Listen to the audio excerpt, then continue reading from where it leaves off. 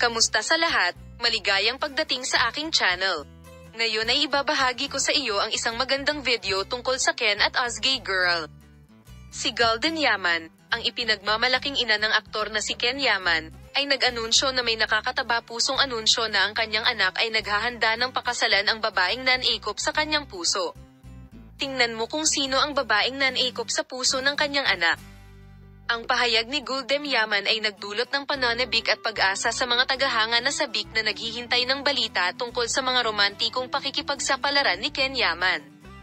Golden Yaman made a statement full of joy and emotion and said, "Ikakasal na sa wakas ang anak ko sa babaeng magpapasaya sa kanya."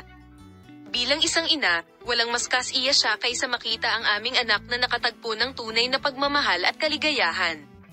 Masayang-masaya ako para kay Ken at sa kanyang magiging asawa at alam kong bubuo sila ng magandang buhay na magkasama. Ang anunsyo ay sinalubong ng matinding suporta at magandang pagbati mula sa mga tagahanga na nagpahayag ng kanilang pananabik at kaligayahan para kay Ken Yaman at sa kanyang magiging nobya. Ang mga social media platform ay binuohan ng mga mensahe ng pagbati at pag-asam habang ang mga tagahanga ay sabik na naghihintay ng higit pang mga detalye tungkol sa nalalapit na kasal.